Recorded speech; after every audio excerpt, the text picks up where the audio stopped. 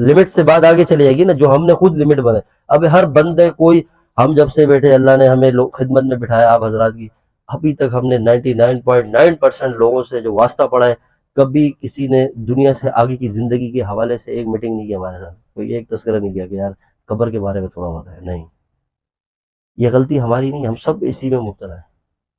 تو یہ مسئلہ حل ہو ہی نہیں سکتا نا کبھی بھی. اور اس سے کیا ہو رہا ہے؟ وقت ضائع ہو رہا ہے، ٹائم ضائع ہو رہا ہے. دن بدن قبر کے قریب آخرت کا سفر شروع ہے اور دنیا کی زندگی ختم ہوتی جا رہی ہے.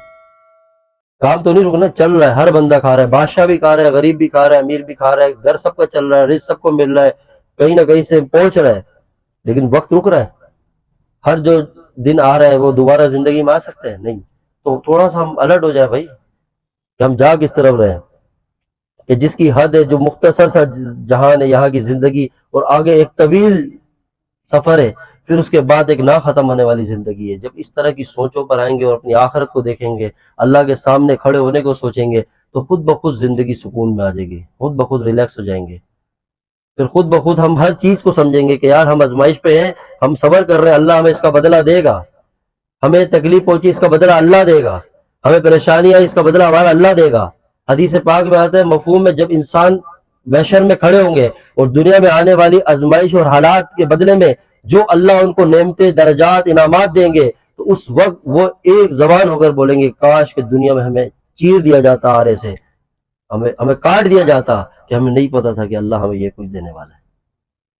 اتنا اللہ اس کا بدلہ دیں گے. میں نے کہا نا، نقصان میں اور گھاٹے میں مسلمان نہیں ہو سکتا، لیکن جب مسلمان اس سوچ پر آئے گا تو آٹومیٹک، اب دیکھیں ہم اپنی زندگی میں سب پریشان ہیں، ہم صرف اتنی سوچ لیں کہ اللہ سے یہ نیت کر لیں اللہ ہم تجھ سے راضی ہیں. کیا ہے؟ راضی ہیں. یہ تیری آزمائش ہے، تو ٹال دے، ہم تیری آزمائش کے قابل نہیں ہیں، تو یہ آزمائش بھی عبادت بن جائے گی اور نیکی اور درجات کا سب بن جائے گی. تو فائدہ ہوا نہیں ہوا؟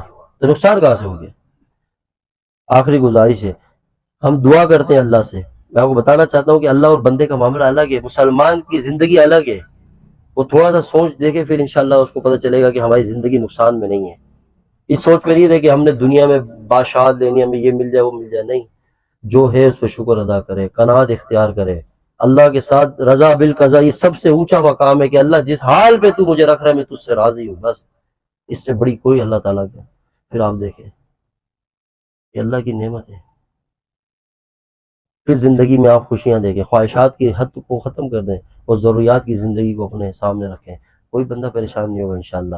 90% گارنٹیڈ پریشانیاں ختم ہو جائیں گی اگر ہم خواہشات سے ہٹ کے ضرورت تک زندگی کو لے آئے نا، کہ جو ہمیں ضرورت ہے، کیونکہ ہم مسافر ہیں، توشہ ہمارا اتنا ہی ہے. اور آگے اللہ نے کہا ہے کہ میں نے اپنے بندوں کے لیے وہ نعمتیں رکھی ہے، نہ کسی آنکھ نے اس کو دیکھا، نہ کسی زبان سے اس کا تذکرہ سنا ہوگا، نہ کسی دل میں اس کا خیال گزر سکتا ہے کہ وہ نعمتیں میں نے اپنے ایمان والے بندوں کے لیے آگے رکھی ہیں.